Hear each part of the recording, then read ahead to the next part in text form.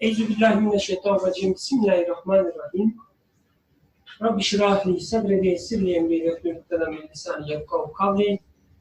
Selamun aleyküm ve rahmetullahi ve berekatuhu. Inshallah, we will continue with the 23rd word, second chapter, fourth remark.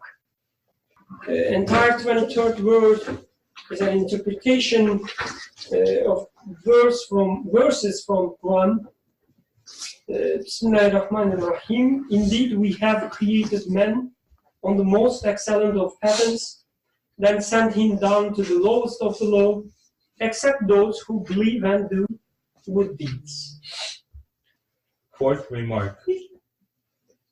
Man resembles a delicate and petted child in the universe. There is a great strength in his weakness and great power in his impotence. For it is through the strength of his weakness and power of his impotence that beings have been subjected to him. If man understands his weakness and offers supplications verbally and by state and conduct, and recognizes his impotence and seeks help, since he has offered thanks by exhibiting them, he achieves his aims and his desires. He achieves his aims, and his desires are subjugated to him in a way far exceeding what he could achieve with his own power. Only he sometimes wrongly attributes to his own power the attainment of a wish that has been obtained for him through the supplications offered by the tongue of his disposition. For example, the strength in the weakness of a chick causes the mother hen to attack a lion, and its newly born lion cub subjugates to itself the savage and hungry lioness, leaving the mother hungry and the cub full. See the strength in weakness and manifestation of divine mercy, which are worthy of notice.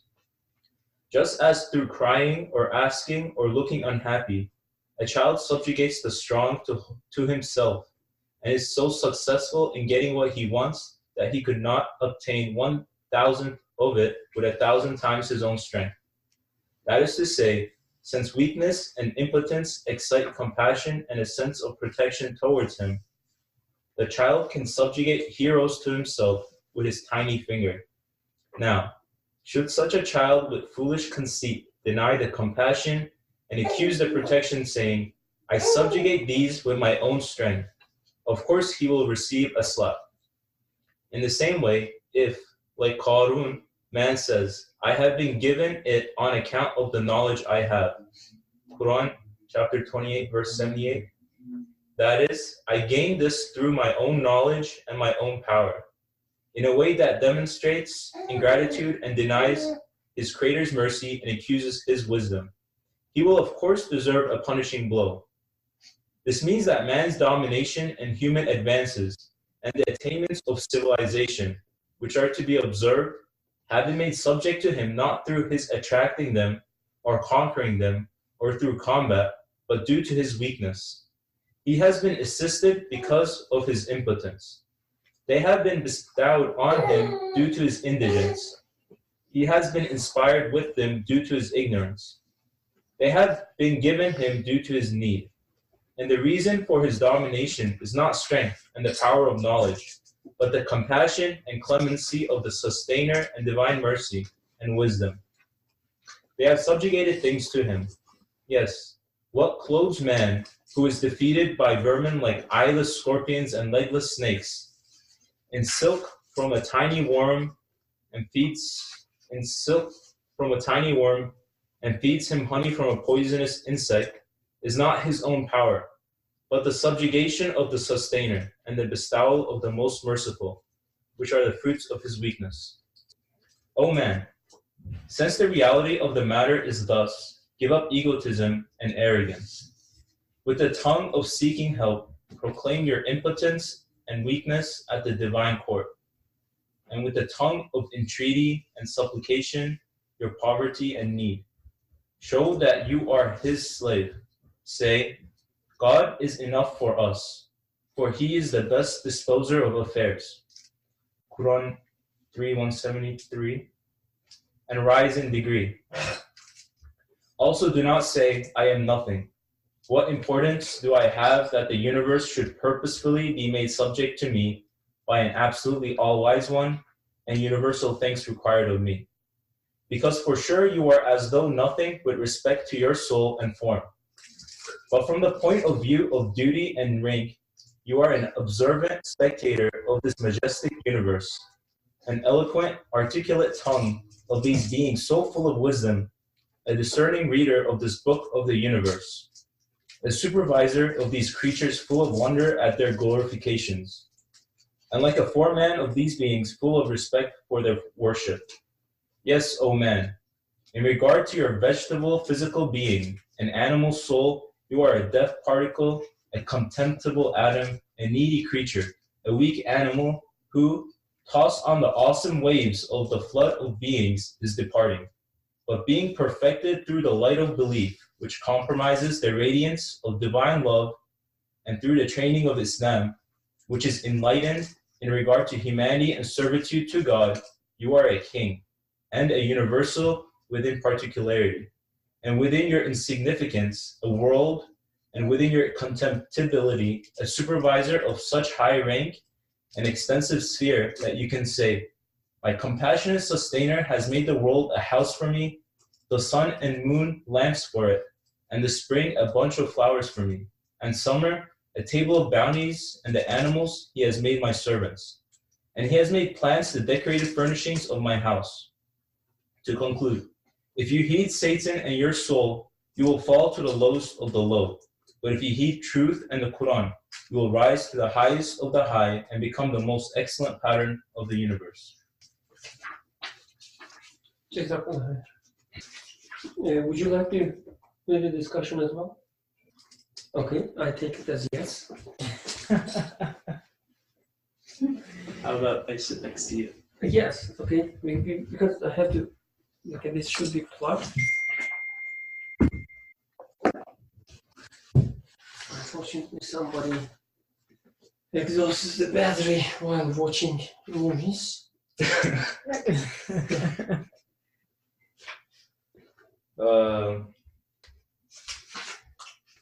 So this was a nice remark about man being weak and how he had strength not through his own strength, but strength through his asking or his worship or making dua. I think this is probably the most practical thing that could probably help us in our lives currently. I mean, I see its fruits in my life the past month since we've been preparing for the retreat. And we've been talking about such things like dua and asking and realizing your own impotence and seeking help. It's been very beneficial for me. So I think this remark is very important. I guess we can just start from the first paragraph unless someone would like to give their first thoughts. Brother Yusuf, you look very tired. Okay, I guess I won't be such a tyrant today and call people. Or maybe I should, I don't know. Okay, we can start with the first paragraph. So man resembles a delicate and petted child in the universe. There is a great strength in his weakness and great power in his impotence, for it is through the strength of his weakness and power of his impotence that beings have been subjected to him.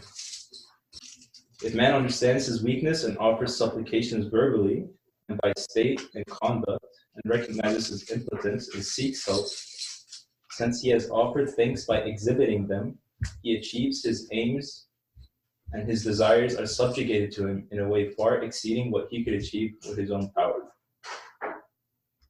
Only he sometimes wrongly attributes to his own power the attainment of a wish that has been obtained for him through the supplications offered by the tongue of his disposition. For example, the strength and the weakness of a chick causes the mother hen to attack a lion, and its newly born lion cub subjugates to itself the savage and hungry lioness, leaving the mother hungry and the cub full. See the strength in weakness and manifestation of divine mercy which are worthy of notice. So I guess the key in this paragraph that piques my attention is he sometimes wrongly attributes to his own power the attainment of a wish that has been obtained for him through the supplications offered by a tongue of his disposition. So if I was asking for something verbally, let's say I wanted a Ferrari, that's the example on my mind. A red one? Not red, orange, or black. So let's say I wanted something, a Ferrari, and then all of a sudden it just came out in front of me, just from the void. I think I would realize, oh, I didn't do this, and I couldn't attribute it to myself, and I wouldn't be proud of myself. I realized it was a gift. However, when I move my hand right now, I don't see, for me, it's become something so habitual or normal that it's not like a Ferrari coming out of the void. I think I start being able to attribute this to myself. But from this paragraph, it's saying that this isn't a verbal dua that I'm making to move my hand. I'm not even thinking, please let me move my hand when I say it. I'm just moving it. And this is a dua, he's saying from the tongue of disposition, this is a dua of your actions. This is a dua of your actions. And what we do is, like, example with the hand, because I don't see it as a dua, I don't see it as a tongue of my disposition. I attribute this to myself, and then I commit this crime where I stop seeing it as a bounty. I stop seeing it as a gift. And maybe let's go to the beginning. It says, man resembles a delicate and petted child in the universe. And it says that everything has been subjected to him. Would you guys agree with this? Do you guys feel that everything has been subjected to you and that you are a delicate and petted child in this universe? I'd like to get your thoughts. And I will start calling on people. You learned the trick, eh? Yes, Cyril, please go ahead. I just want to say one thing is in that I think you can see not to like bring politics per se into it, but I think people sort of the collective consciousness of society reflects in people's leadership.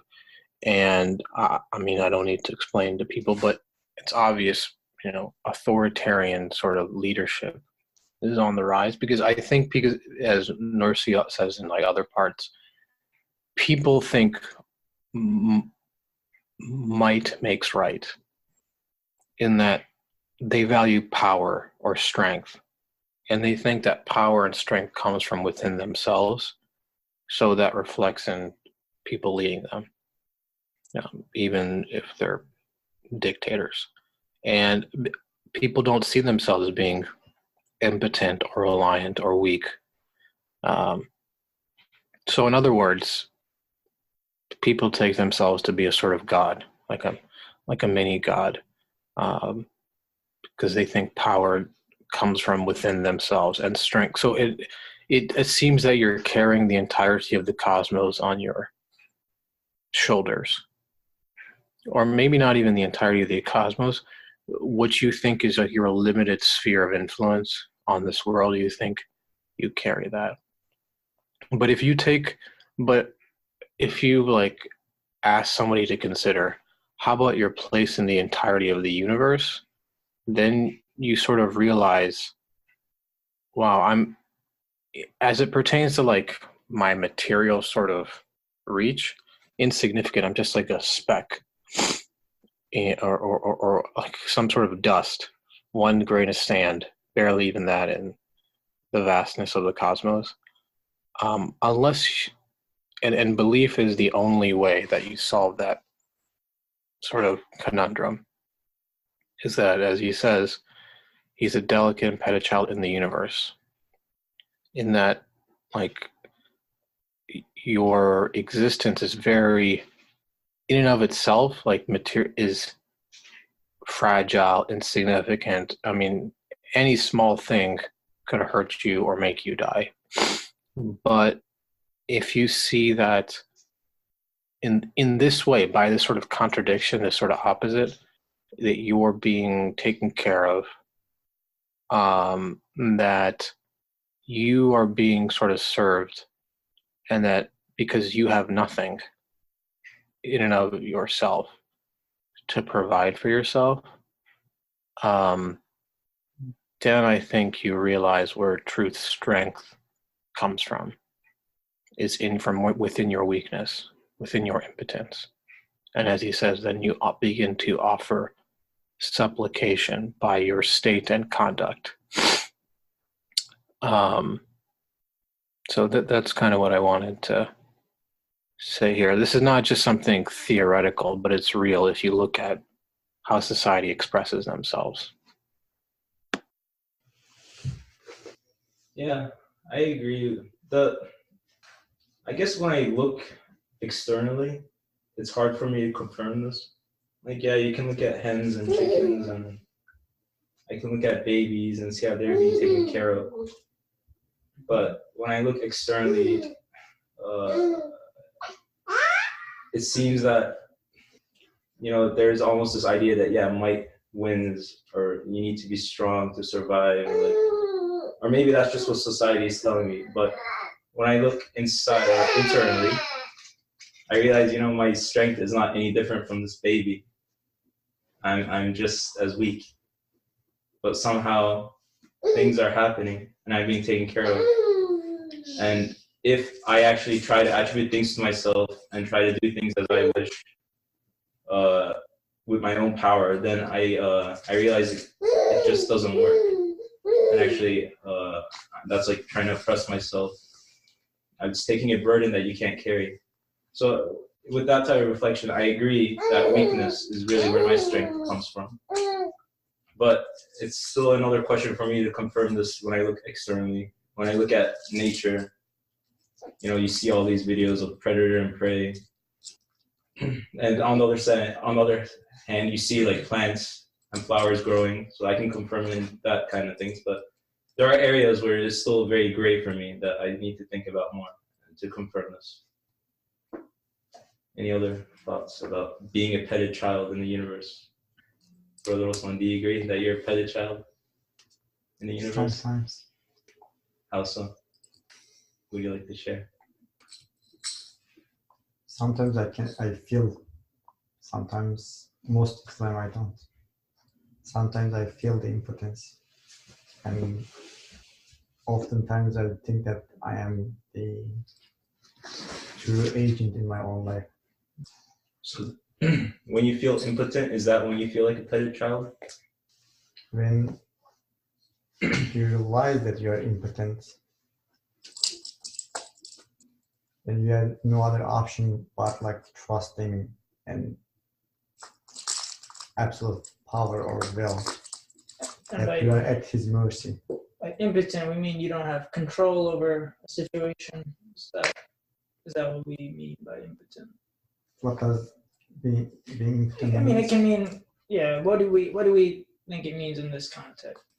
Not being able to do something, like having the capacity or ability. Is that what we're saying? Is it like about not being able to end the war in Syria? Or what is the limit of this incapacity, right? I guess what is the extent of the capacity? The answer.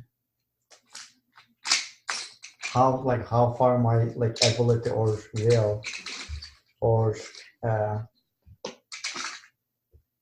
far does it really stretch? What are the things that I can control? What are the things that I cannot control? So,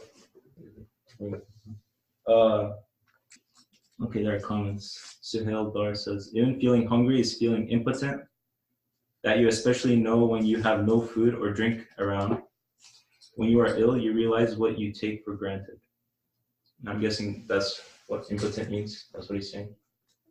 So, For example, simple, like make yourself stop breathing right now. You can hold your breath. still continue your existence. No, yeah, impossible. The reason why I gave those examples, when we talk about impotence, for example, the example came from Syria, which is very distant, very far from me, right now. But breathing is something that you do every second. Right. It's much more relevant. You can feel that yourself in your body and try to act on it. So that the extent of our incapacity or impotence just not as far-fetched as the war in Syria. It's right in here. When I am incapable of providing my own life, my own breath, anything that I think I am doing, as Abdurrahman was saying.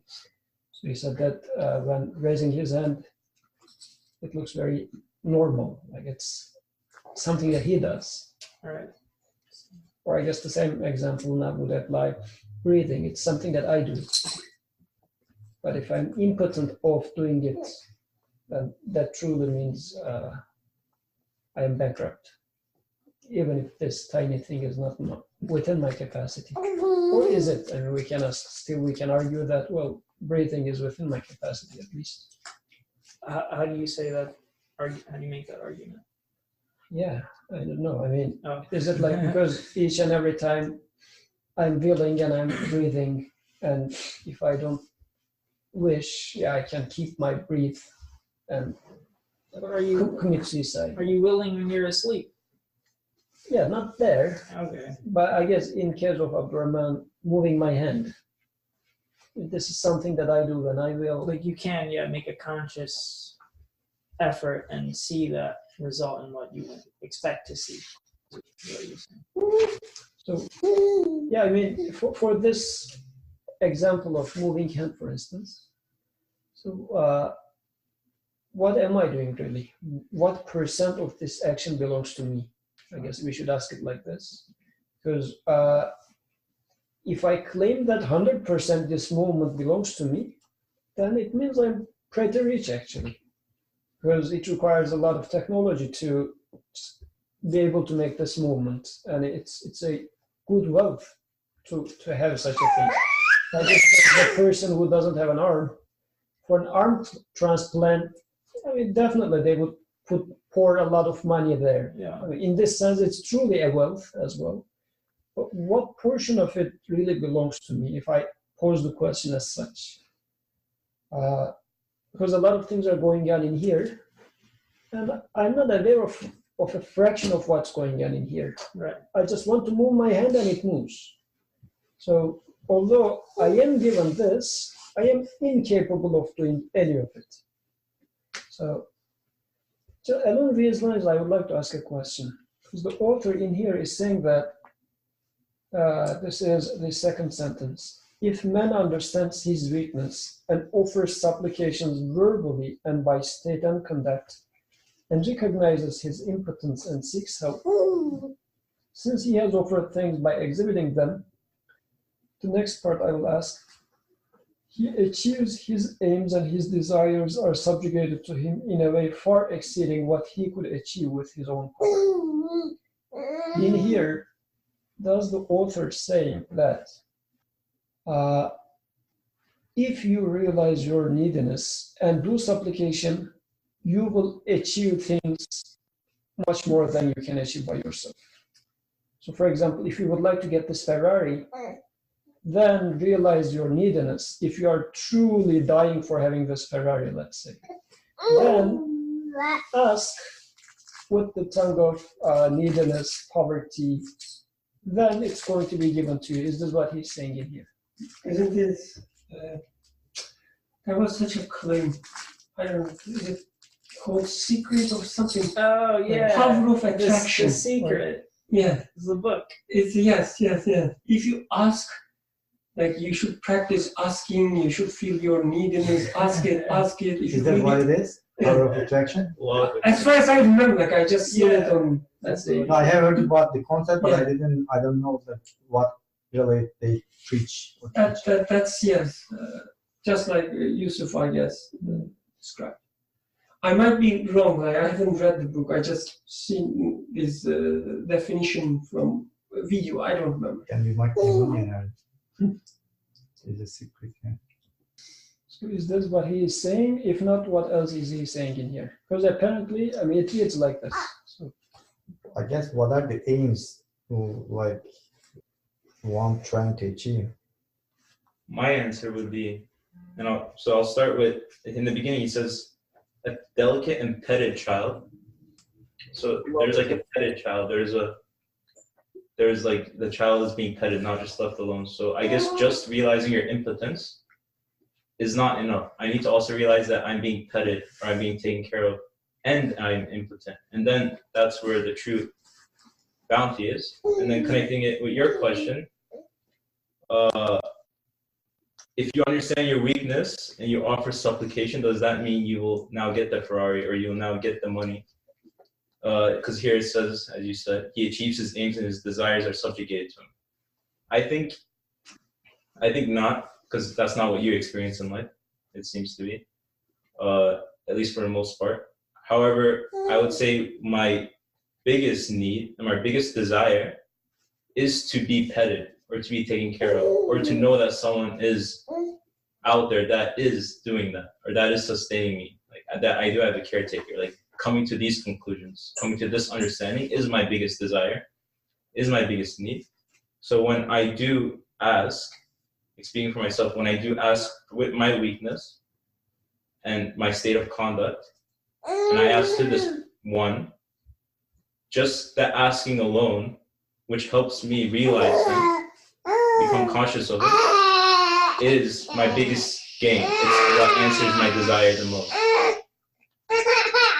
Maybe it also, I mean, I don't know. I can't say that it increases because it wouldn't make sense for it. I don't think it would make sense. I mean, I don't know. If, let's say, whenever I asked for a Ferrari, it was just given to me, or whenever I asked for something, it was given to me, then I would have a horizontal relationship with everything. I just want the Ferrari for itself, or something else for itself. But, and if that's all you want, maybe it might be granted. I don't know. But that would be such a lower bounty than the best bounty of being like coming to some conclusion or understanding of a sustainer. I think that would be like a much greater bounty than just like an item given to you. But anyone else? I would. No, you got it. Just to make it more Practice. complicated. No. Like, You make it simple, not more complicated. let's say like owning a Ferrari is the goal, and achieving that goal, like, does it really like stop there? And assume that like we also have the Ferrari. Even like having Ferrari doesn't really achieve the aims and the desires man is like searching for or going after. But that's a separate argument. That's a tangent. But not to say you can't ask that question. But you get what I'm saying, right? It's a tangent. Why do you think it is a tangent? Because what we're saying is, I guess if your aim and your desire is the Ferrari, what we're saying is the power of supplication and neediness, and not what it might achieve in us. But I mean, I don't think we resolved that first, right? We didn't resolve the power of supplication, but we can move on. Sorry. power of supplication. You got it, man. Go ahead. Yeah, so his question was whether praying for something and acquiring it, whether that fulfills our desires and aims. Sure.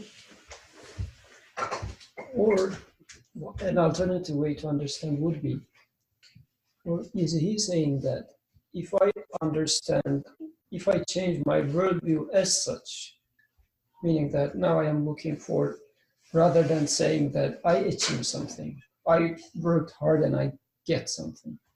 If I change my perspective so much so that I start seeing my neediness in everything, my impotence, and then all what I do, consider all I do as simply asking in a different tongue, actually. It's nothing more than asking, meaning that I am studying or I am doing something, taking them nothing but supplication.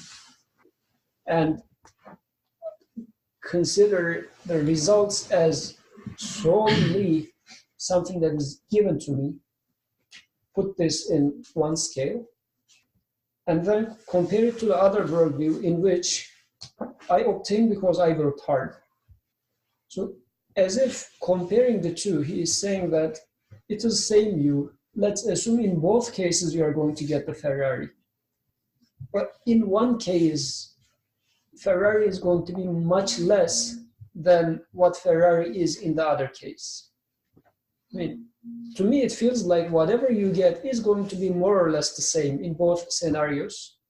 But if I get it through this consciousness of my neediness and impotence, and then I am given of it, then the value of the outcome should be changing. But then the question is, how does it change? Is it still Ferrari? Because Abdurrahman was going along these directions, but isn't it still the Ferrari that I get? Or, I don't know, let's keep it simple. Nobody has Ferrari here. Let's say graduating from school. So, or entering into this job, whatever.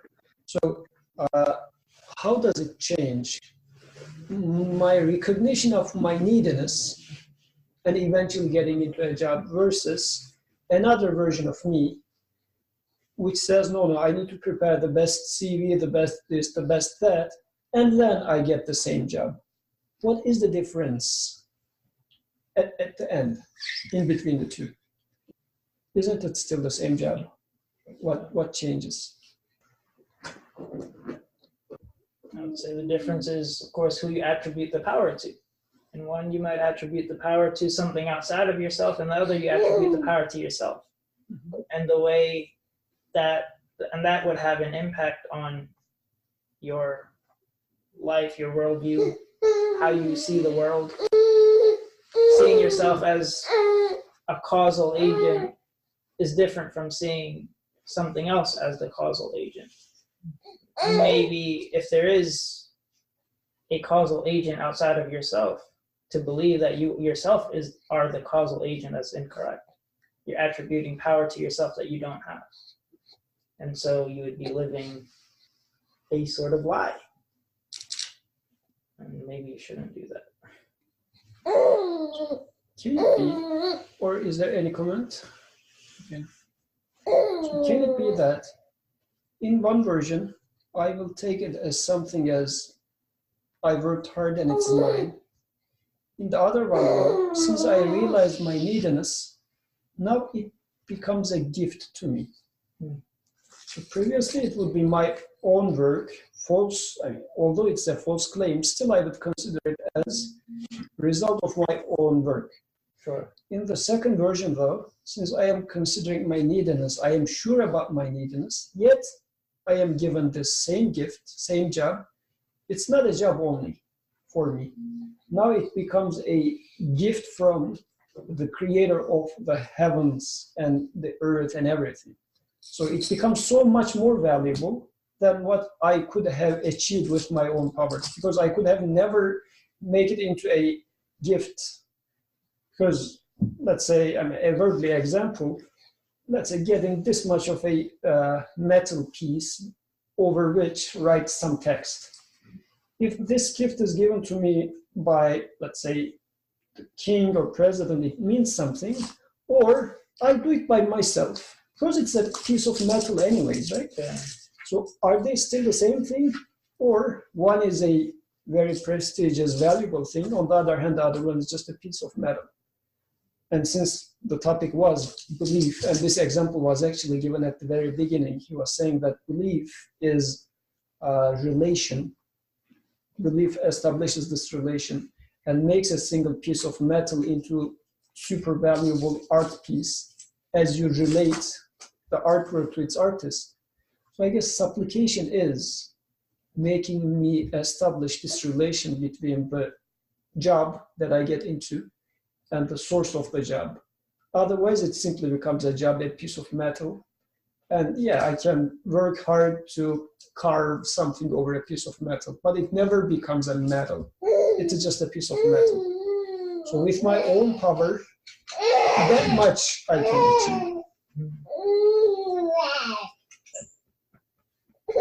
Maybe since I kind of came not at the beginning, so I don't know what was discussed. Maybe whatever that has been said so far is just trying to give examples to clarify the subject. But jobs, Ferrari, like, well, it is true that that's also like with human being, that we have those kind of needs and desires.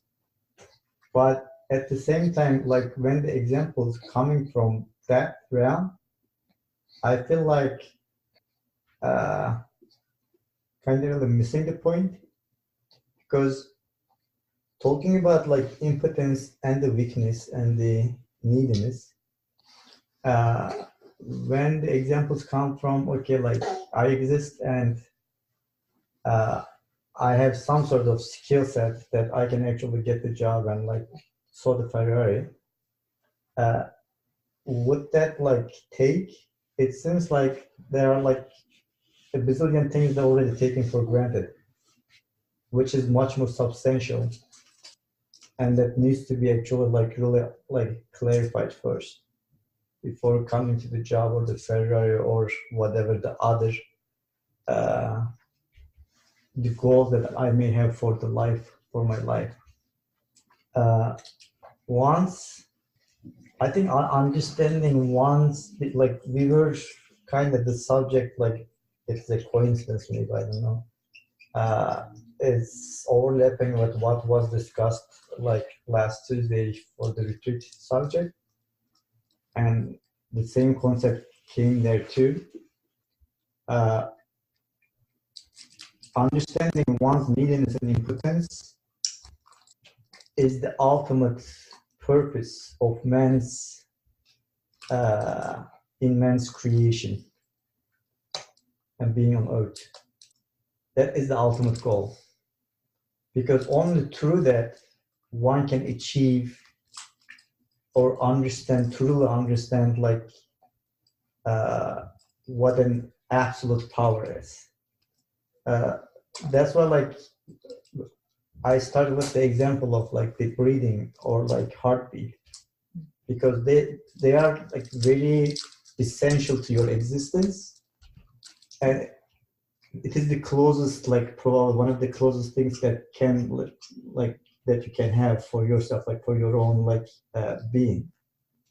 And they are much more relevant than achieving like Ferrari, because if you don't drive Ferrari, you drive Toyota, but you still arrive your destination one way or another. So keeping that in mind and asking the question, what are my needs?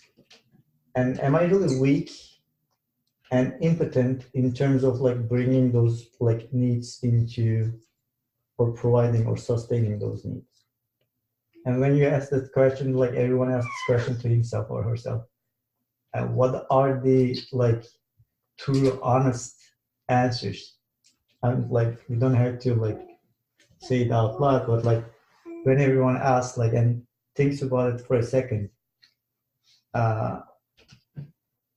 so like in what position do you see yourself?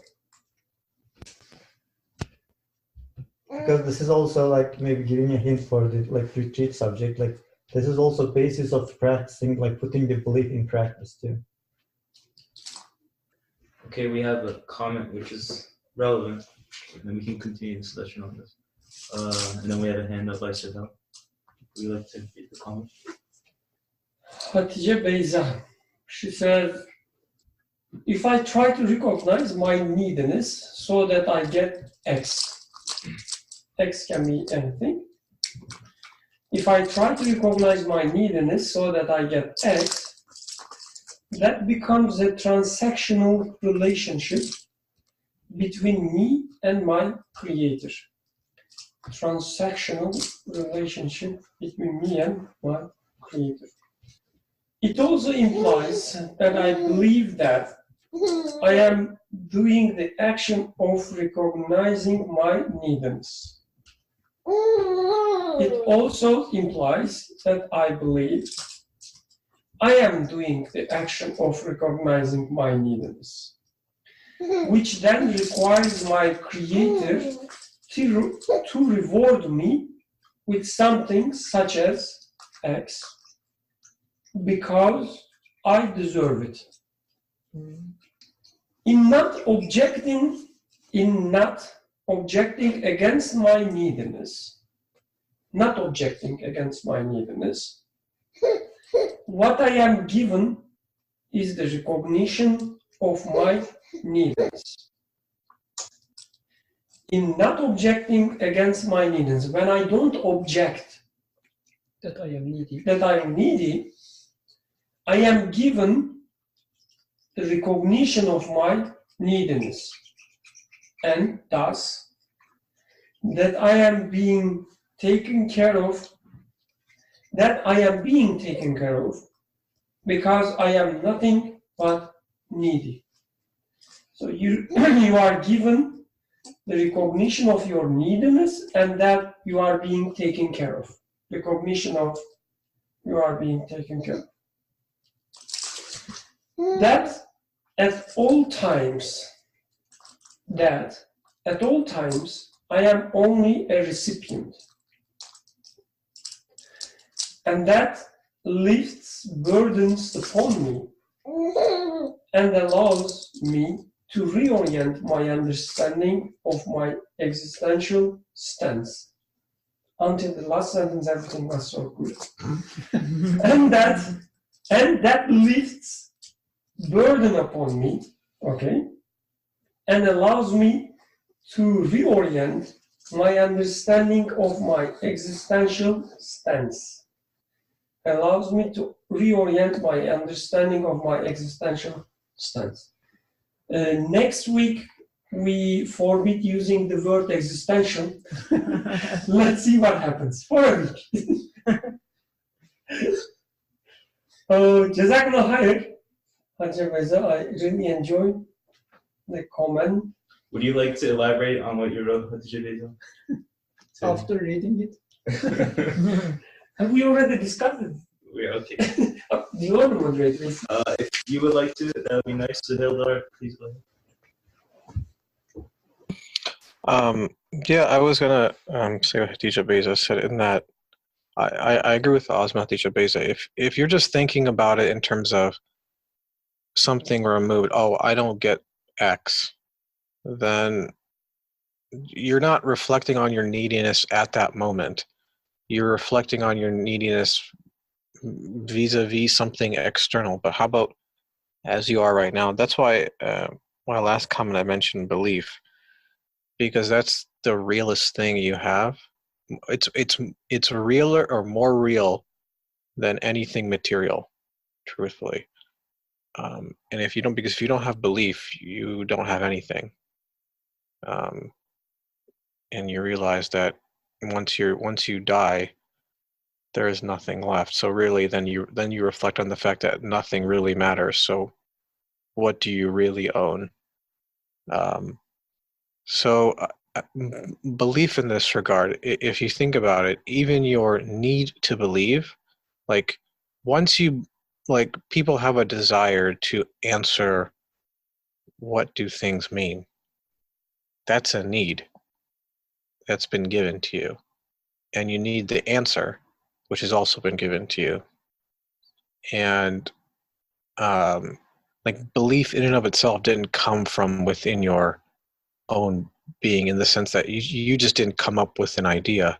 Otherwise, what's the point of revelation? Like you're in need of revelation, whether you're aware of it or not. But even that you're in need of, and it's given to you.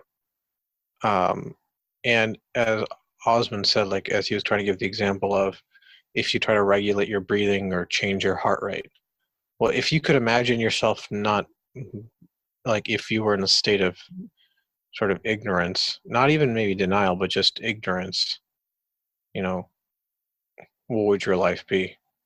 That would be hell, so to speak. So I guess if you don't recognize your neediness as you are right now, irrespective of whatever material thing you have, then you are sort of living in a hell, even though you think you are a god. Okay, we have a comment by the Devil's Advocate. I'm kidding. By Brother Emin. He says, I don't understand how recognition of one's neediness is considered the ultimate goal of existence. Okay, I acknowledge that God creates me, then what? Don't I need an actionable goal? Suheldar says that is the first step. What would you say? So the question is like understanding one's impotence. How is that like being the ultimate goal of man's on earth?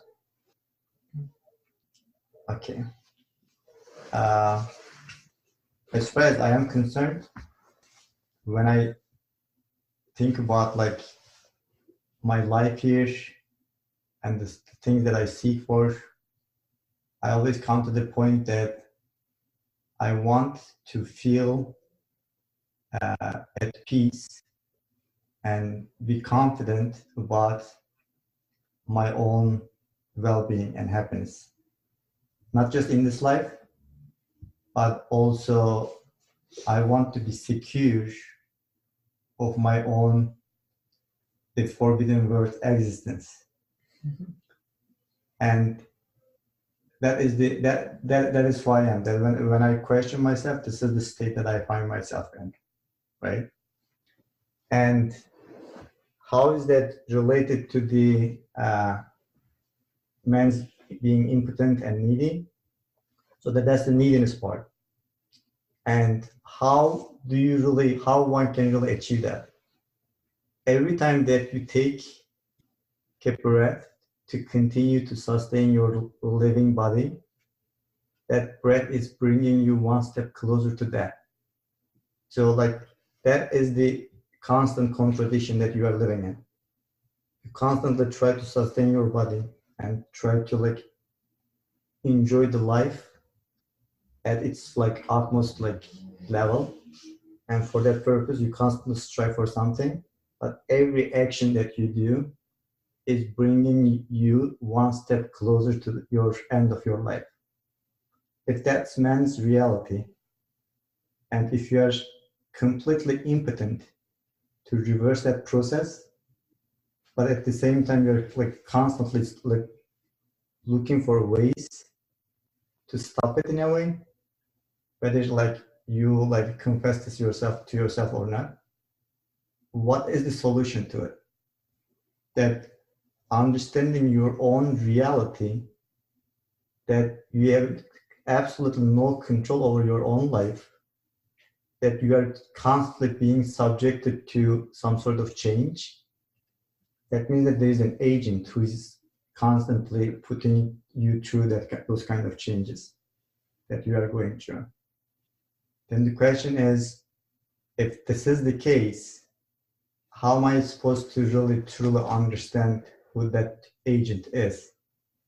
That's where the ultimate goal comes, like as understanding your own impotence, because one only like you can only understand his absolute mercy. Like I don't know if even I should use the absolute mercy, because I'm not sure if you can really comprehend what that really means. But getting to know that agent with his qualities only truly possible for one to get to know himself, and man getting to know himself is that understanding that like you have no control over your own life. So that is your ultimate goal. That you are completely impotent, because the level of that understanding is going to determine the level of your knowing of your own maker. In other words, like for the example of mirror, if you truly understand that like there is no light coming from the mirror itself, but it's just a mere reflection of something else, that is the only way to know that there is a sun out there, and there is absolutely no quality in the mirror itself. So if you don't see yourself as a mirror, you will never be able to really truly recognize the sun that is constantly reflecting in the mirror. That is the reason why I think that that's man's ultimate, like one of the ultimate aim or goal, to understand, to know himself and to understand his impotence and the neediness. Because if you don't know yourself, you cannot speak of the creator. So Suhail, huh? No, Suhail also Yeah, says very Suhail says similar something thing. very similar. He says that is the first step. He's saying understanding your impotence, to beseech the one you are in need of. As you were saying, you can only beseech to this one you're in need of as much as you realize that you are needy. It's always that they study together and come here as a team. And then we have a comment from Hatice Beyza Ayşenur. In actuality, all my actions are duas, and I don't understand what you're saying, so could you please elaborate? There's another comment from him. Okay, there's another comment from Emin. What am I doing in this world? Other non-human creatures already acknowledge God's existence. Why am I needed as a human being in this world? What's my speciality? And Suhail has his hand up, so go ahead, Suhail, and then I don't know if it's relevant to Brother Emin's question. What? After Suhail, I'm raising. Everyone has their hands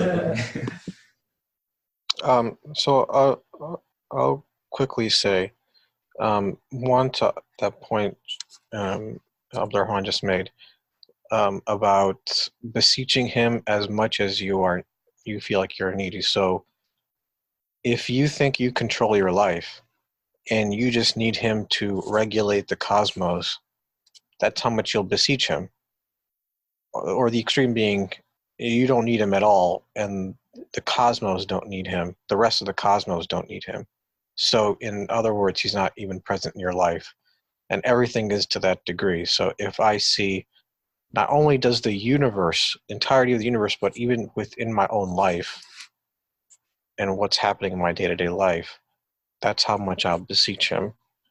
And then I guess it means really asking, so what's the point? Like, I think the question's a little bit, at least I would say, is invalid.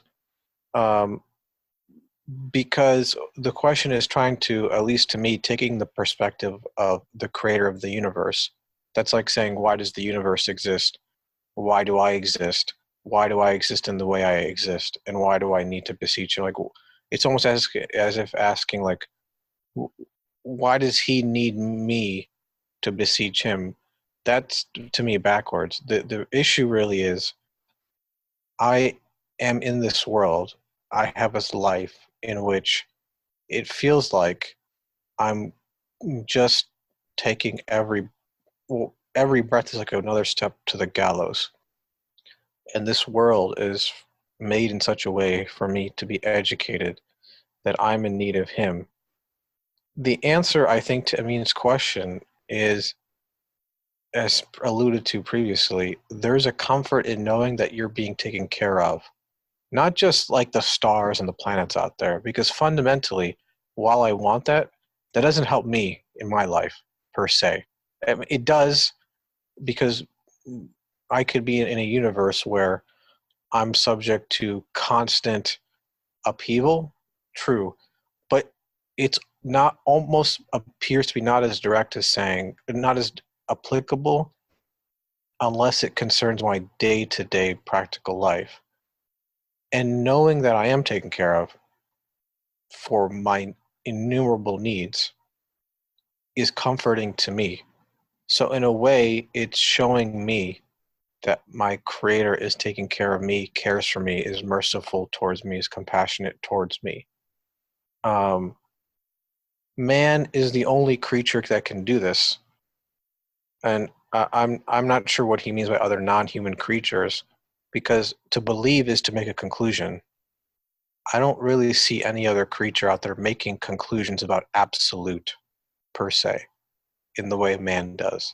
Like, he's able to go beyond the universe. He's able to be self-aware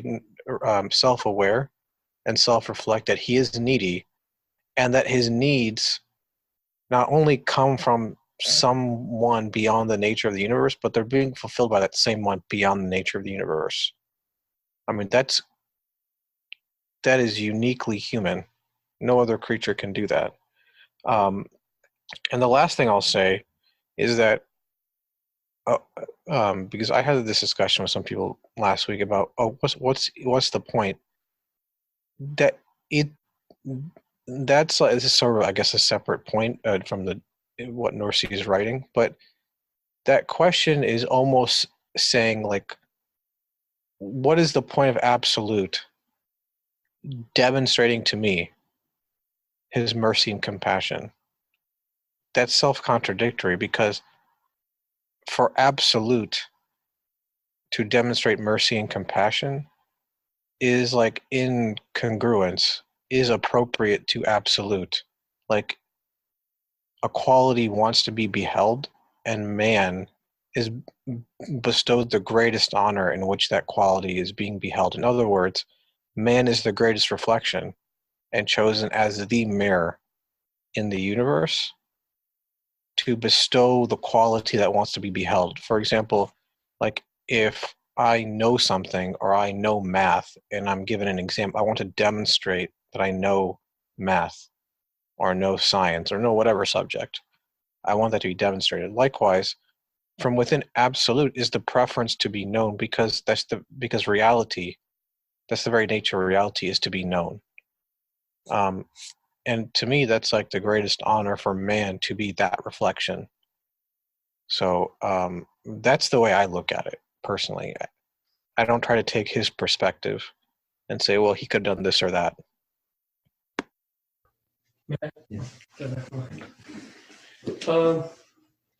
There is one verse which is repeated several times in the text. I guess this is also related to what being discussed and asked. Subjected or subjugated. Beings have been subjected to him. He achieves his aims and his desires are subjugated to him.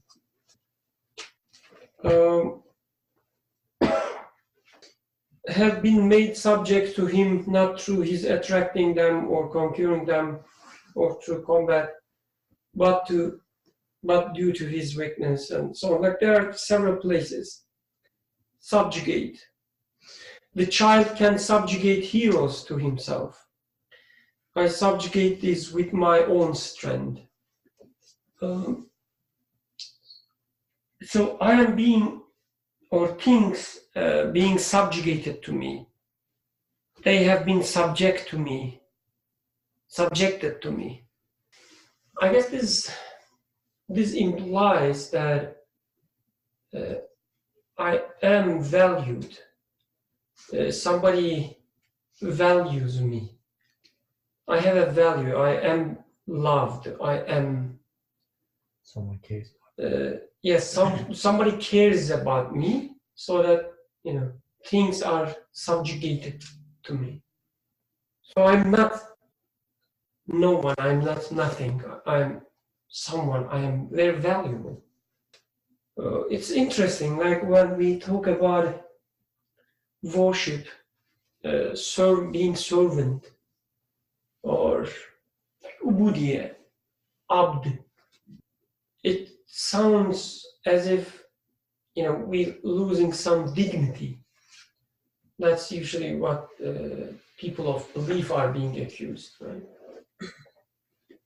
As if we are losing some dignity, as if we are leaving our dignity aside and say that I am servant of someone, I am slave of someone. But in a paradoxical way,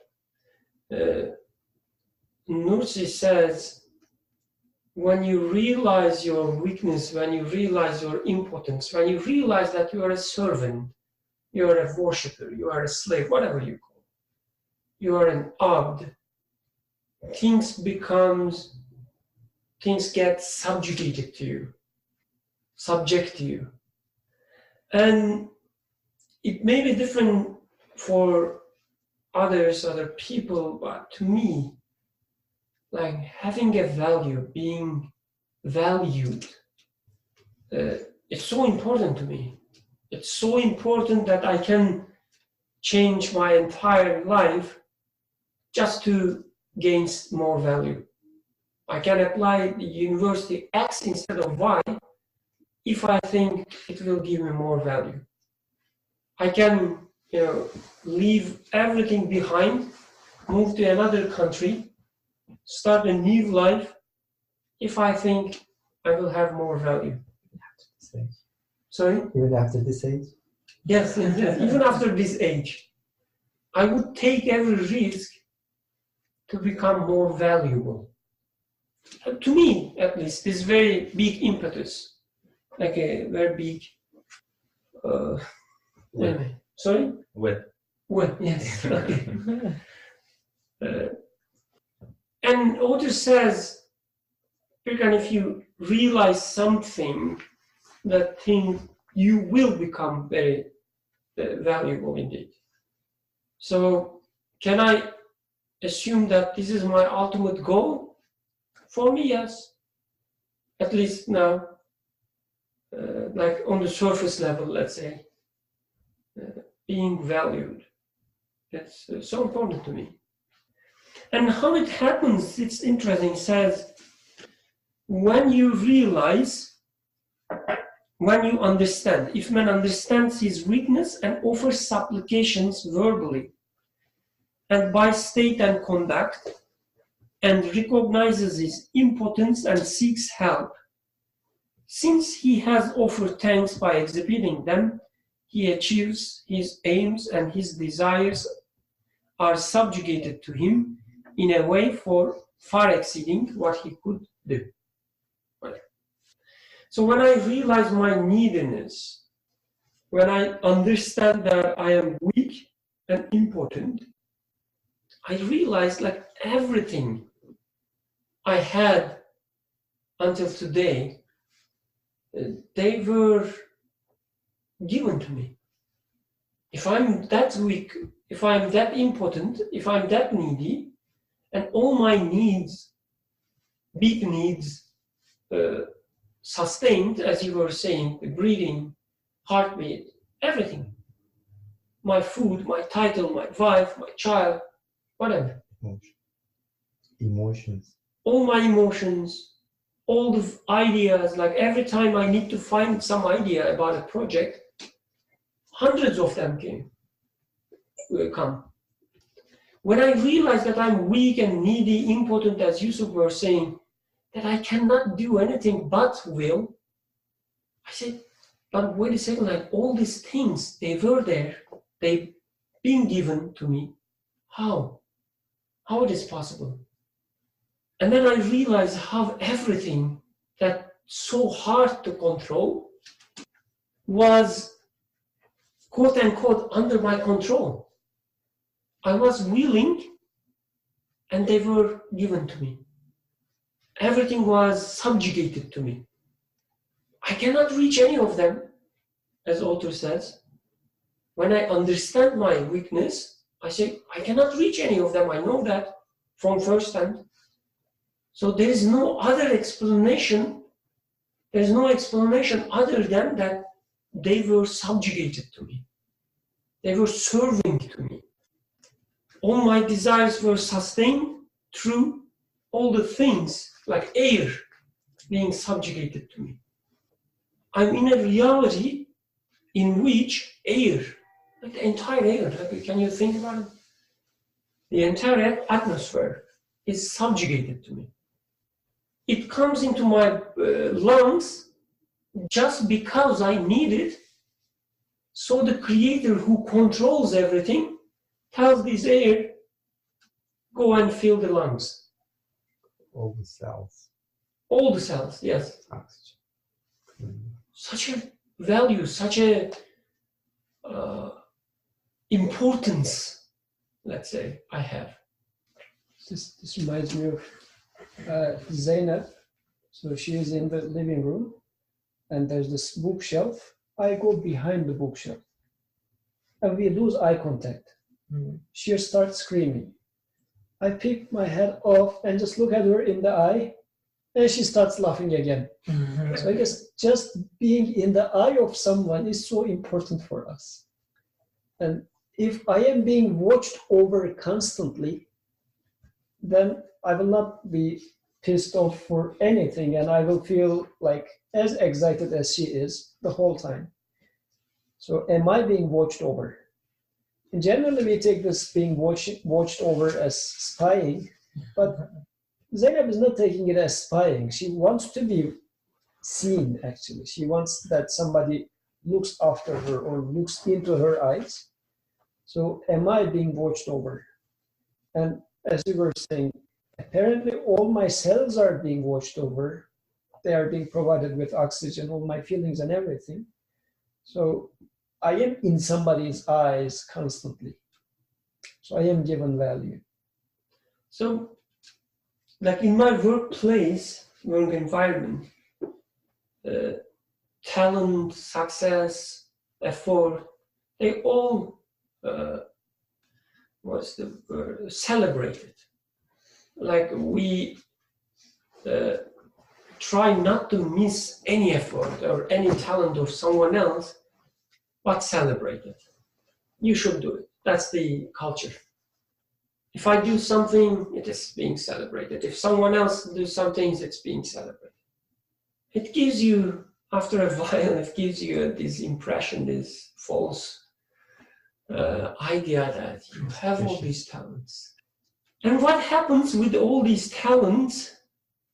I mean, you know yourself. You are like you were Birkan before. You are still Birkan.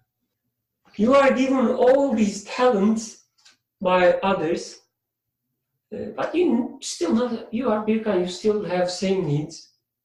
You still have same childish, the whims, as you said, in you. Still there. Like nothing changed. We sent a application. Reviews came. Like there were really nice appreciation of the work with it, and it was so delicately worded. Not worded, but the whole scenario was so delicately created.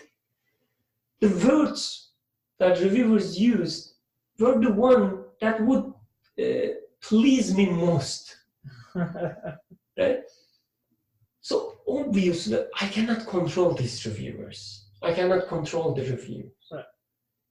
I cannot even be sure that I conveyed what I want to convey in the right way so that reviewers will understand. I cannot do that. I know myself. But something had happened. So I can take it as luck. Right? I don't see it as subjugation. I just take it as luck. And this is the usual attitude we have, aren't we? Isn't it? Isn't it? So I see it as a luck. I'm happy. I received these reviews. I'm happy, and I'm one. Next project, everything gone. Because I cannot, I was not able to guarantee anything in the previous project that I was lucky. And I cannot guarantee in the second project either. Same stress, same, trying, waiting for the same luck and so on. Nothing improved in my life when I take it as a luck. But this time I decided to take it as not as a luck, but as somebody heard me, heard my needs. And for some reason, it was, appropriate in this situation. For some reason, this somebody decided to fulfill my needs. And I received the reviews that I was waiting for. So I take it, as author says, as a supplication. I say I was needy. I supplicated by being needy. And somebody heard me. So when I take it this way, I see that all these big reviewers that I don't even know, entire system of reviewing is subjugated to me through the one who controls everything, just like controlling me. When I realize that everything is subjugated to me, I don't even care whether it is, accepted or not. I mean, if the paper or project is accepted, it is good. But who cares? I am listened. Is there anything, bigger than this? when I have another problem in front of me next time, I will know that the same body, the same person, or same thing is listening to me. I'm not alone. If he fulfills my need, he fulfills my need because he thinks it's best for me. If he doesn't fulfill my needs, I will know that he doesn't fulfill my needs because it's best for me. Having such an understanding, I cannot imagine, like sincerely speaking, I cannot imagine something bigger I would want. Who cares about the publication or the project? I won't even remember it in a year. But being heard, I will take it to my grave. So is this the ultimate, the purpose of the existence to me? As far as you are concerned. Yes. Does that satisfy your answer, Amy? Or your question? So I'm thinking if maybe there is something more than that. Yes, when I feel that my back is supported and I can challenge everything in the universe, that nothing scares me, nothing makes me feel insecure, I could say yes, that could be my ultimate aim in existence. And at the moment, yeah, I don't see anything more than that. And I guess what you could do is continually maybe even make that relationship stronger, rather increase the strength of that relationship. And like that could be, I guess that is your ultimate aim, but then that aim never has an end. It just constantly, you can make it better and stronger. Yes, Sunil, please go ahead. The last thing I'll say is, to Birkan's point, when you experience that feeling, I'm not really sure of any person I've met who says they don't want to feel that way, that they are being heard or recognized and being taken care of. So I don't see how anyone can say, then what is the point of existence, if that makes sense? Because like on one hand, one says like, I want to feel that way. And I want that experience, and I want that sort of answer. But on the other hand, what's the point of existence? Like that is the point of existence. Or not to use that word, but the point of one's life, as Birkan was saying. So how can you then say, I don't want to live, or I don't want to be? Like I think you say that if you don't recognize your neediness, your poverty, and not just that, you don't find a solution or answer to those needs. So in a way, life becomes hell. So for you, the difference between existing and non-existing is the same. Whether you exist or don't exist is pretty much the same at the end of it. I think that to me is one sort of aspect of depression, is that you sort of feel like you aren't being heard, or nothing is being taken care of in your life, like a certain aspect of depression. And then the only other thing I would say, I know Birkan, recognize it, but I would emphasize that one still has to make a choice and exercise their human will, even in those scenarios, because recognizing your neediness through your experiences requires you to exercise will. Or in other words, you can't just, like, not submitting a paper, for example, or you won't, like, you don't get that experience of knowing how powerless you are, or how much, or in another way, how much things are being subjugated to you. And the more you exercise that will within this world, the more you realize how needy you are, and how much you are being catered to or served. And I think the most profound use of human will is the choice to be self-aware or self-conscious and cognizant of what's happening in your life. So the more you exercise that choice to be self-aware, the more connected you are to the creator of the universe. So Atik, would you like to read up to O Man from Just As Though Crying? Sure. Just as though crying or asking or looking unhappy, a child subjugates the strong to himself and is so successful in getting what he wants that he could not obtain 1,000th of it with 1,000 times his own strength. That is to say, since weakness and impotence excite compassion and a sense of protection towards him, the child can subjugate heroes to himself with his tiny finger.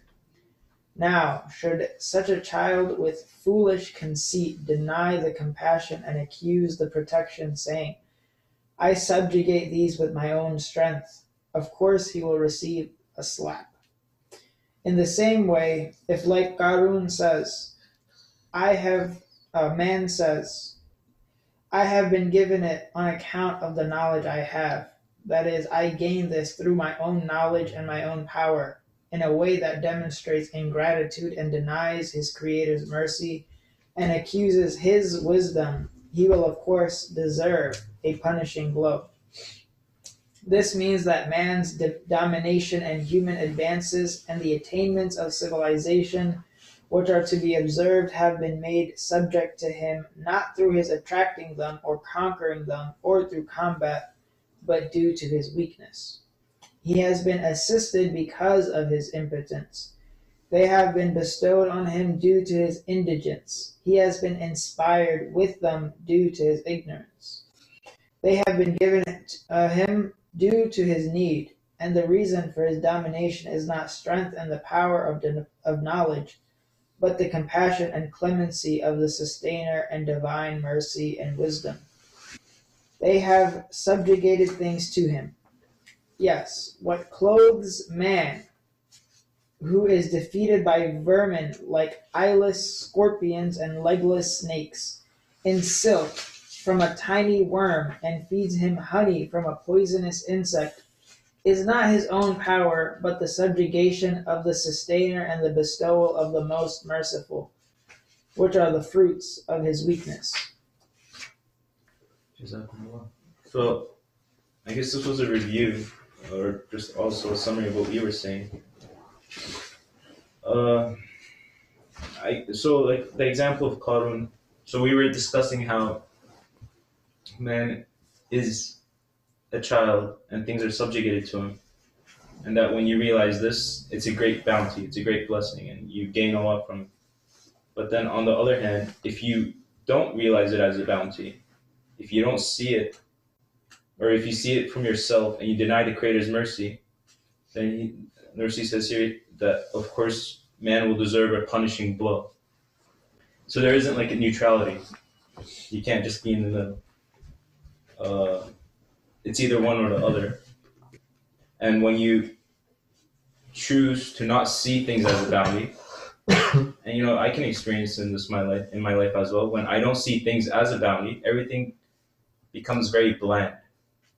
Very what? Bland, dull, just tasteless. Even if not like very bitter, actually, it can be very bitter too.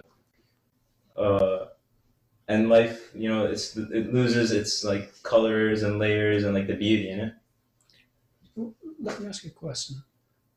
Let's say, since we are going through papers, and since this is something relatable to me, I feel like if I work hard for a paper and the reviewer challenges me more and I just answer them properly and with my nails and teeth, using a Turkish word in there, I get it by myself.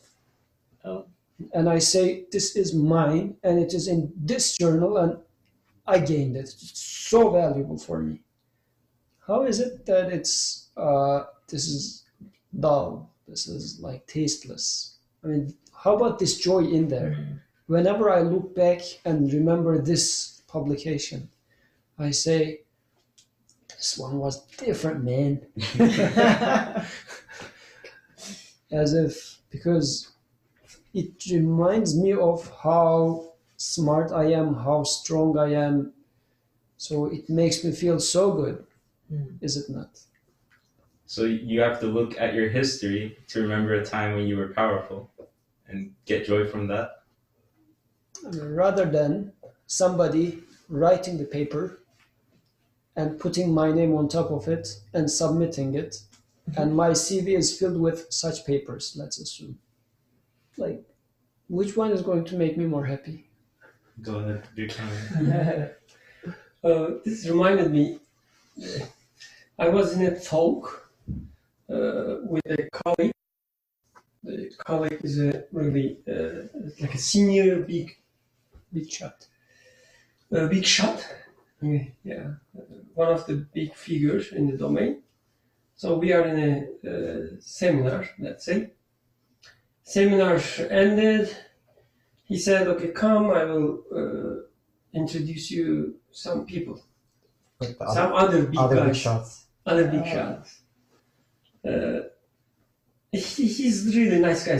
Alhamdulillah, like with his own truths, within his own truths, he's trying to do right things and help people and so on. He's not gonna listen to this discussion.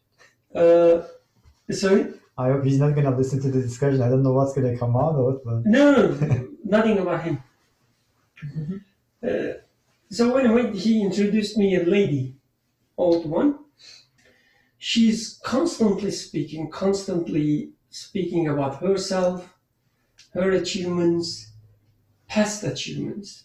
Now, you had a similar, I guess, experience. Past achievements, complaining about the others, how they are not as good as her, and so on. Yeah. Usual, the academic talk, actually, this is nothing surprising. And then we left. My friend, he said, "What was that? She's strange," he said. Talking too much and so on. I said, like, this is the default mode of every big shot. When people, especially the famous ones, successful ones, when they get old, this is what happens, because you have to convince yourself that you are still alive, that you can still achieve something. your life was for something. Yes, your life was for something, and you're still there. You are still there. So you have to remind all these achievements to be alive. Have a value. Exactly, to have a value. Because you know that you are close to the end. It's getting, all these new generations taking over. He said, "What do you mean? Do you mean I will also become like her?" I said, "This is the pattern. Right. You can become or not. It's your choice." But anyway, he took it seriously. Did you tell him that, "Don't worry, I will be right after you"? So why I like it told this story, because as Yusuf said, like, yes, it sounds as if when you achieve something with your tear and blood, it sounds something, deserves to be celebrated. But what it does in reality, it just becomes a load on your shoulders. It becomes a burden. It doesn't give you pleasure, but sadness when you look behind. Just like this lady, like, yes, somebody can claim that lady was happy by remembering her achievements and so on. But if you ask me, and if I'm trying to be honest to myself and what I experienced there, I experienced sadness there. Yeah. Not pleasure, happiness. And like, this is what happens to me as well. I had full control of my language, for instance, when I was in Turkey. I was speaking Turkish, and I had full control on it. I was speaking very fluently, very elegantly, whatever. And I always thought, I am someone who can articulate his ideas, thoughts, very eloquent way. What happened? I came here Look like a child. just like a child. Other day in a meeting, I was asking my colleagues, like, how do you call this part of your body? Elbow. I can't even say elbow. I have to show, like in front of all these big shots. Oh my god. I'm trying to explain something, which is about what we do. It's like motor abilities of infants. I have to say something, but I have to say the word elbow, which I cannot. I have to show these big guys, like, how do you call this part? Somebody made a joke, oh, it's the knee of your hand, arm. So this is I am now. So because I was attributing all these good things about the language use, when I was speaking in Turkish to myself, I know myself, I know how I felt at that time. Now these achievements becomes a burden because the same person cannot even say elbow. How can I, be happy or be in peace with myself? But when I take it as something being given, now I say, okay, the same source, tell me how I say this. Like I show my elbow and somebody is subjugated to me. This big shot is subjugated to me to say elbow. And he serves me and says elbow. So I guess this is the difference between, when you achieve something or when it is given to you out of your need. I have a relevant story too. Like I think it was like 2-3 months ago. I recently changed job, like where I work. So I went to my old boss's office to clear up some of the old responsibilities that I had. And the guy was so extremely sad. And I looked at his face. I was like, why are you so sad? Like, are you gonna cry because I changed my position? And that was like a triggering moment. The guy started his eyes started tearing up, and I was like, damn, I was just joking. He's seriously gonna cry. No, that's crazy. I shut the door, and then he started talking. And he started talking about how much he's stressed about the job and how much he's getting pressured by the plant manager. And he's afraid of losing his job. And he also told me that there was a guy that I used to work with when I was reporting to him. And he's a very good drinking buddy of the plant manager. They go to happy hours every weekend, every Friday. So when they are drinking, they talk about work and the other people, right? And he's getting all the reporting from that person. And he's someone that who's constantly kind of competing with you. So obviously he's not giving very good references about you to the plant manager. Yeah. And he mentioned that to the quality manager, and he said this is what's going on, and this is it's not helping the situation. And he's also backbiting about you. I was like, okay, so what do you want me to say? And I was like, are you worried about your job, or you are worried about your sustenance, that you're gonna lose your the source of your income? He's not the Mr. His name is Vainat. My Vainat is not your Lord or sustainer. I mean, yeah, maybe you're gonna lose this job, but God is always he has always planned, and he's the sustainer. So if it's not this job, it's gonna be one other job, but a job. But he is the provider. So why are you so worried about your sustenance? And when I said that the guy is a practicing Christian, I said this is the verse when I read this morning when I woke up with the stress, and I opened up the Bible, and there was a verse very similar to this that he is the provider, and he started feeling a little bit better. I'm like, listen, I had no idea all these things are were happening. I had no clue. And even if I knew about it, I absolutely have no control over. I have no control over the plant manager. I have no control over the other guy that is actually like filling him with some sort of lies. So it is not really my responsibility to try to control the situation, which I have no control over anyway. And you are a manager, you cannot control your own employee that is reporting to you. So maybe you should put your trust in God a little bit more and remind yourself that it is the provider. Yeah, like you are maybe getting your like source of this is your like source of your like income getting paid through this job, but as long as you are willing to pay, this is the setup. God is like either providing you through job A or through job B, whatever it is. So I think that is the difference. Like, do you really want to like take that burden that you are the really provider for your family, for example? So then in this case, the burden is being just for the sake of enjoying this control over a certain thing, then I am taking the burden of trying to sustain this, whatever the burden is, for the rest of my life. Let's say I am taking this in the case of a publication.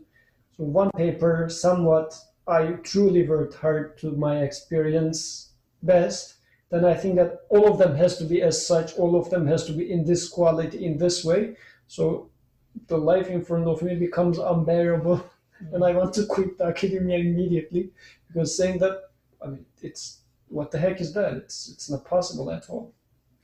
I guess in the case of work, then I need to control everything in the work environment so that everything is going to fit into place, and I have a very limited. I mean, in one case, it might be that a plant manager is my friend, the other one is my friend, and I arranged it. But one of them changes tomorrow.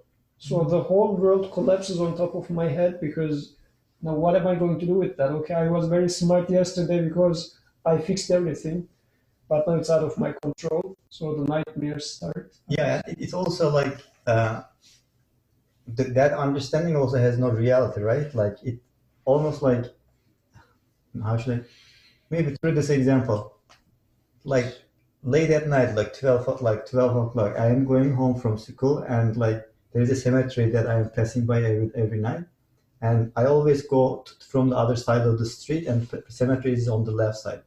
For that night, I decided to go along the wall of the cemetery to see if I'm going to be afraid or not.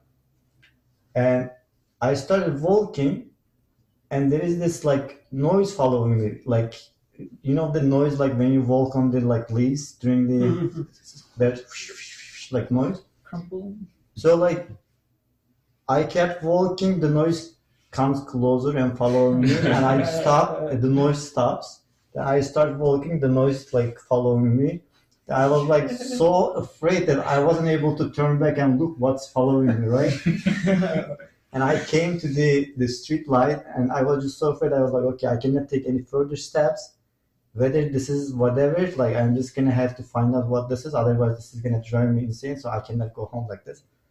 So I started like searching to see what it is, and I looked over the wall and saw that actually there was a dog like on the other side of the wall inside the cemetery. He was following along the other side, so that's what was making the noise. So can you imagine? So in my mind, I am like walking along with a ghost, but in reality, it is just a dog. So can you imagine it living a life like that, like with that perception, with that false illusion that actually you are the one who is really sustaining your own life? Like it is the exact same fear, like what I felt that night, like thinking that like a ghost following me, and it was a completely wrong perception of the reality. I wanted to point out the sentence, and the reason for his domination is not strength and the power of knowledge, but the compassion and clemency of the sustainer and divine mercy and wisdom. Yes, they have been subjugated to him. And, you know, he gives these examples of like the worm and the silk, and the bee who gives honey and everything. And, yeah, I guess I just wanted to maybe take advantage of the therapeutic circle we had going on, but that at least in my experiences, it feels like I'm a worm, right? And everyone is expecting silk from me, and it's like this open declaration of, but I can't. I'm not producing anything. Whether this is in the form of producing the most original idea or argument or question, or just the production of anything really. I go through like these routines and these habits and these actions day to day, but when I think of like having to produce knowledge or having to somehow be the source of knowledge or strength in any sense, it's so overwhelming, and I can't do anything but like the worm, I guess, say in my own being that like, yeah, sometimes silk may come out, but like there's nothing to do with me in this. And so I was just thinking like this sentence I felt was so beautiful because it's the compassion and clemency of the sustainer. Like I don't have to be, and I can't be, and when I think of having to be, the power of having the power of knowledge or strength, it immediately brings about a sense of anxiety because I know I can't produce it even when I do try. And knowing that,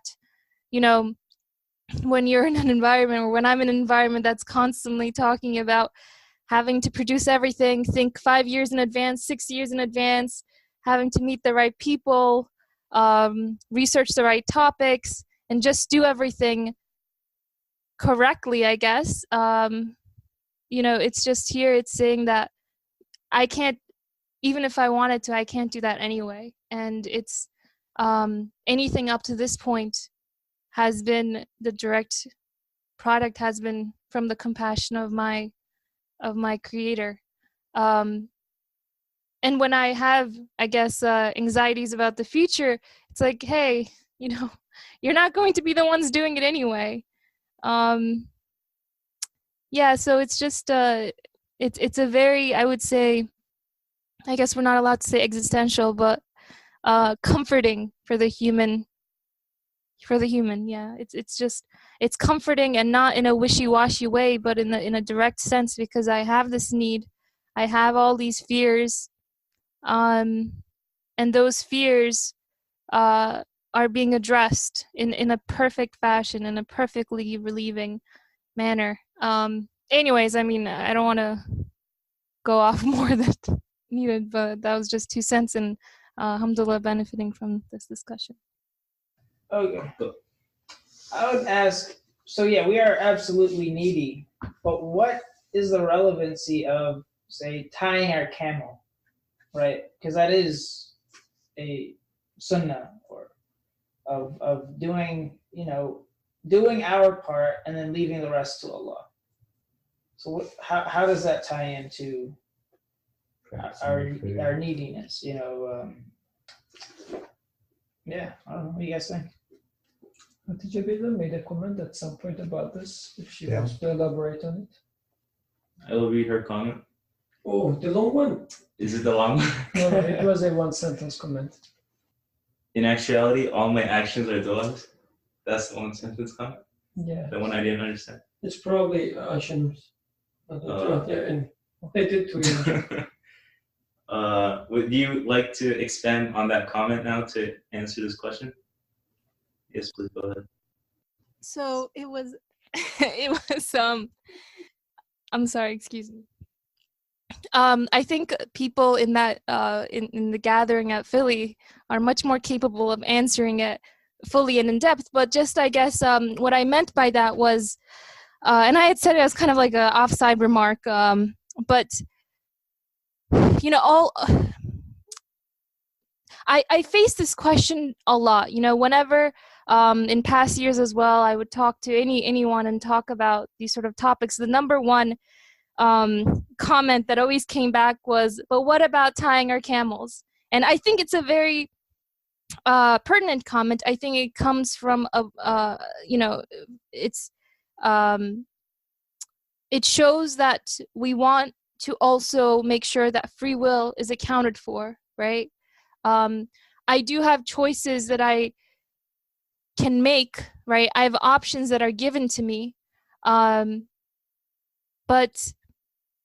those choices in themselves manifest in a form of dua, right? My actions when I talk into this mic, I'm making the choice to talk, and then the speech is given. And this, I'm not being very articulate, so maybe someone else can answer it more clearly and more succinctly. But I guess, the two are just, maybe as a short answer, the two are not mutually exclusive. The fact that I take refuge in the fact that I am not producing anything, but nevertheless am given the choices that shape the way in which I ask my creator to continue creating me. Again, I'm just going to leave it at that. Others can elaborate further on it. Just to quickly add on to that, like one comment, or rather example that's into my mind is, can I really like pat myself on the back for eating food when I am hungry? Like, it's already in my nature to seek food and to desire it and to want it when I feel hungry, or when I'm thirsty to drink water. So rather, what I kind of become responsible for is, if I don't seek the food, or if I don't seek the water when I am thirsty or hungry, then I act outside of the nature that I was created with. And then, because I do have this choice to do that as well. But having the choice to eat food doesn't necessarily mean like, good job, You've given yourself, but you've satisfied your needs. You've accomplished something. High five. Or something like that, if that makes sense. Eat well, or like that. You want to start from the beginning? When babies or kids, like when we grow up, so that's what is done. We pet the kids, then they accomplish even finishing their food. Eating the vegetables. Yeah. Maybe. Sorry, saying that we're doing bad things to babies? What? No, he's saying those good things. We should congratulate ourselves when we eat vegetables too. Mohammed Said said something. Yes, Mohammed Said. Let me read his comment. The sense of protection is not from us. It is the reflection of the quality of our caregiver. The sense of protection is not from us. It is the reflection of the quality of our caregiver. Is this about the comment about the camel, or? I think so, yes. Yes. Okay, could you elaborate? Because I didn't get it. So, Assalamu alaikum. Thank you very much for all the comments.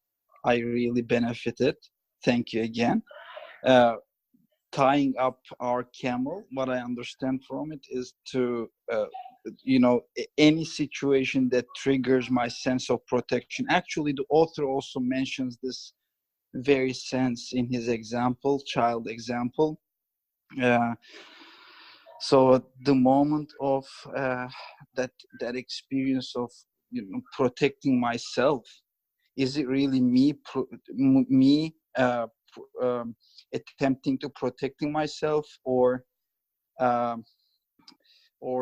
it is as a part of this this existence of the universe?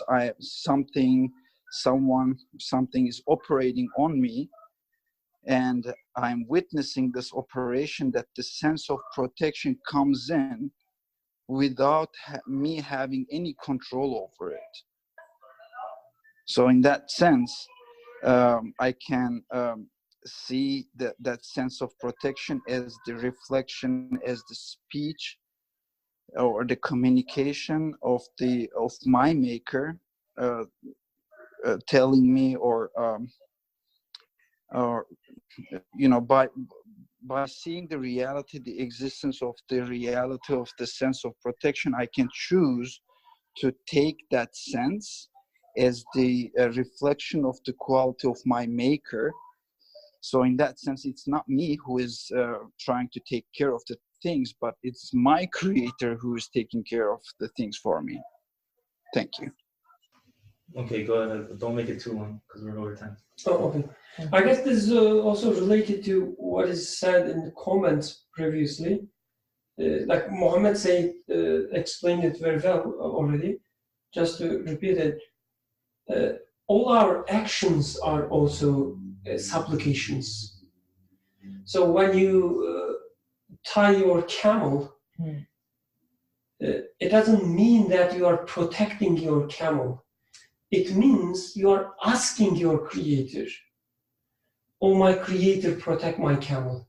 This is how you ask. This is the language of asking for protection. Sure. It is not to show that you are protecting your camel. It is how you ask. So for instance, in Japan, you show your respect by bowing down, right?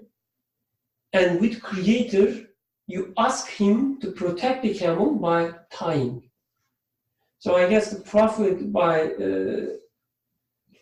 like showing us this sunnah, I think he was trying to say that, as Muhammad was also saying, like when you are given this sense of protection, the feeling of protection, the need of protection, ask for it.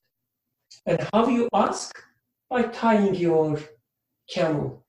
It's not that, I'm doing one part of the job and the rest is the God's job. It's rather expressing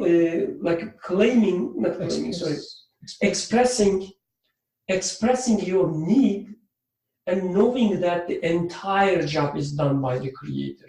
Sure. Would you say that supplication through action is a necessary component of supplication? That maybe just verbal supplication in some situations may not be enough, that a supplication through action may elevate the supplication? Let's say there are different kinds of supplications that we do from time to time. Sometimes we do our supplication by just being hungry. When you are hungry, you are in the sense in state of supplication, asking for food. Sure. Even if you do not articulate it, even if you do not anything, you are asking food just by being hungry. Some other states, you do the supplication by actions. Sure. Sometimes you do the supplications by the articulation. So it is part of the supplication. There is this sunnatullah, right? Like you are complying with the sunnatullah. That's so again, you are aligning your own will, your free choice, free will. You are aligning your free will with by following or complying with the sunnatullah, you are aligning your free will with God's will. So very important. It means even when you do the supplication, I'm highlighting it, you accepting that you cannot make supplication as you wish. You need to follow the order that he defines, even when you do supplication. So you can't, or it might not be within the divine will for you to receive a Ferrari if you supplicate for a Ferrari. Is that what you're saying? This is what I'm saying, but plus what I'm saying is, in this context, you cannot, for instance, supplicate for protection of your camel by pouring some water over the camel. Right? Why you cannot do that? Because it's not your decision. You cannot decide how to, the order is being created. Okay. Even when you accept your need, even when you ask for your need from God, you say that, I don't even know how to supplicate. Please tell me how to supplicate and I will follow your guidance.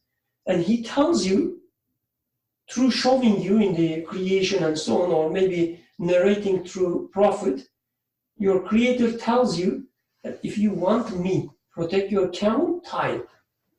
And you say, okay, if this is the supplication, I will follow it. And I will tie it. Okay. And then Prophet's reminder for us to say that tie your camel, in this sense, becomes sort of do your salat. Because tying the camel in this sense becomes my worship. Because with that, I am asking from my Creator. So in the tongue of messenger, because my father could also have told me that, oh, my son, whenever you are leaving, don't forget to tie your camel. When my father says this, it is for the protection of camel. But when Prophet says it, because now the Prophet is giving me how to communicate with my Creator, how to make my existence meaningfully. He wouldn't teach you how to protect your camel. It's not Prophet, it's you. Yes. Then what he would say needs to be understood in a different way. So when he says tie your camel, what he means is actually he's teaching me that tying your camel is within your purpose of life. This is why I am sent here. Messenger is sent here so that he teaches me why I am here. And he says, you're here because you should be tying your camel. What does that mean? Tying your camel is your worship. Do it with the consciousness of worship. You are still responsible for practicing the freedom. May I say something? Okay, I am putting a hard limit of 3 minutes though. Okay. Very, very short. Just for you? 3 minutes? No, 3 minutes and we're closing. Okay. I guess this is that explained very elegantly in Quran, in Surah Maryam.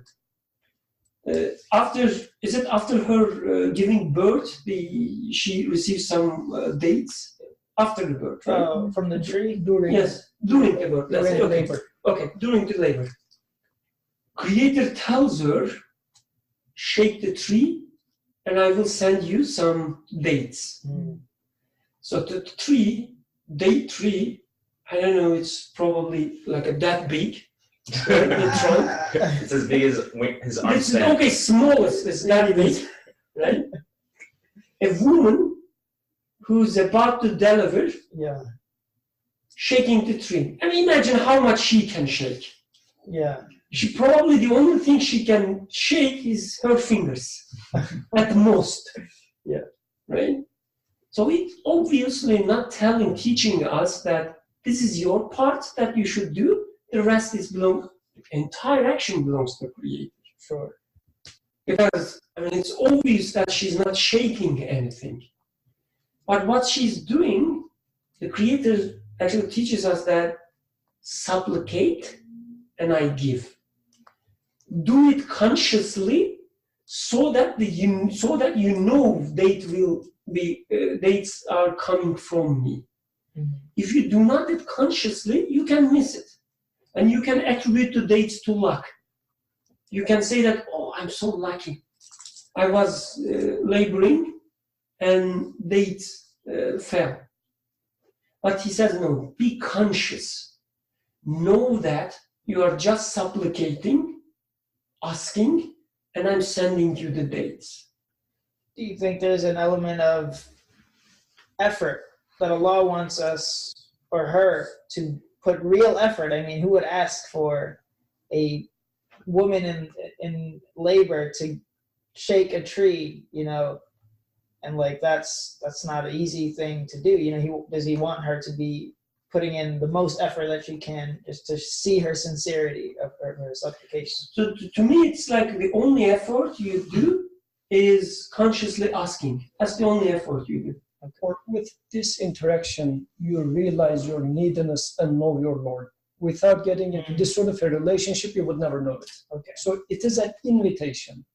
So your need to tie your camel is an invitation to you to realize that he is the protector. I see.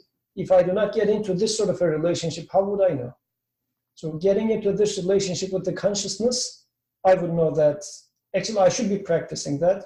I am the needy one, you are the protector. So every action becomes a worship, as I guess it was Aisha's comment. Yes, that's a very good place to end. Nursi actually ends with a really short paragraph. I want to read that, then end. He says, "O man, since the reality of the matter is thus, give up egotism and arrogance. With the tongue of seeking help, proclaim your impotence and weakness at the divine court, and with the tongue of entreaty and supplication, your poverty and need. Show that you are his slave. Say, God is enough for us, for he is the best disposer of affairs, and rise in degree. سبحانك لا علم لنا إلا ما علمتنا إنك أنت العليم الحكيم وآخر دعواهم الحمد لله رب العالمين